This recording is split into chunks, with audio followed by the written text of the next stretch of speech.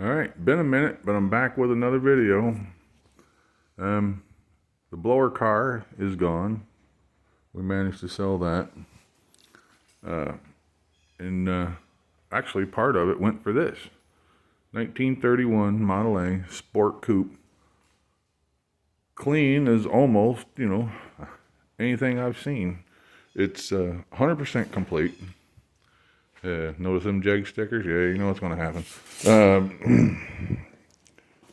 It's all there, including extra mirrors that they really, people want to get whatever. Those won't be staying. But it's a solid car.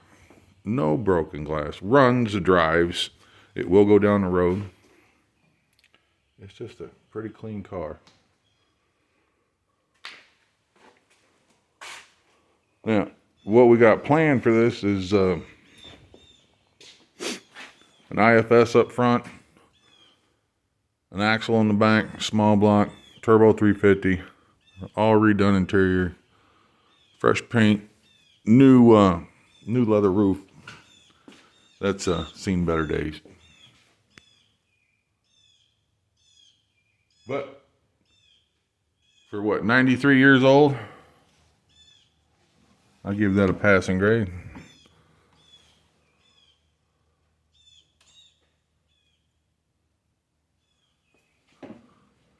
Yeah, like I said, it's a pretty clean car. I got the floorboard too, original floorboard.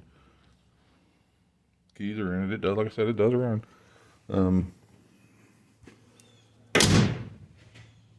So we've got some stuff in for it already. We got, our cam, lifters, timing cover, polished intake, aluminum heads, polished valve covers, stall cover, all that shit to go in this car.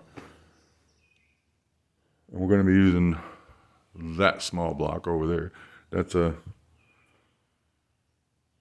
64, 327, which is fine for this little old dude. I think this car weighs about 1,000 pounds soaking wet or something. I don't know, pretty light. Now earlier, I thought this was a Maverick rear end, but it is not. This rear end has a 420 gear ratio, and from what research I can obtain, these came in, they were the same width, drum brakes, but came in the Ford Granadas. And it's got a 420 gear ratio. And the brake kit that we put on there is the 11.5-inch brakes from Helix. That's the Helix brake kit, if anybody's wondering, for the 8 and 9-inch. And it, clears everything. Plenty of room. And these are the rims. It should look okay. It should be a nice little car when I'm done. And here's the Helix Mustang 2 corner killer. And a lot of it's probably not right, so don't pick it apart yet. Right now, it's just hanging together so I could go through the parts. Because FedEx likes to rip your freaking boxes open as they're going down the road. I guess they just throw them out the side of the truck. And the front's got the cool wave brake rotors too, by the way. But there was a few things missing, and the best way to figure out what was missing between me and Helix was just to build the front end up on some sawhorses and to see what I'm missing. We got it all ironed out, and matter of fact,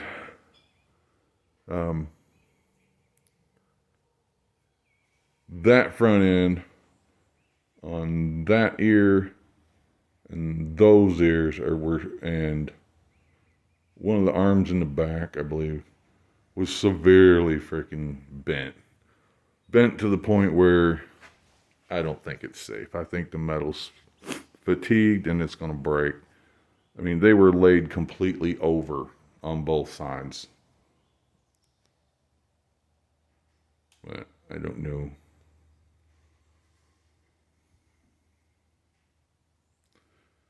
But they did send another cross member, same day. And all the other parts that FedEx lost for us, they went out the same day that we buttoned everything up and said that's all that's missing. So I will tell you one thing: Helix stands behind their stuff. They will square it away. Just work with them. Their tech guy's pretty spot on all this stuff. He's a walking book of knowledge if he's got the right part numbers in front of him. But that's where this ride's going. This one's getting street rodded. So a lot of the original Ford stuff that I can save on it, I'm going to save. Like this is a park and brake rear end, and I'm going to try and see what I can do about hooking up the factory e-brake lever in this car to that rear end. I'm sure it can be done. Just got to figure it out. And I want to keep the fuel tank, but I've also got the 32 fuel tank to go underneath the back of the car.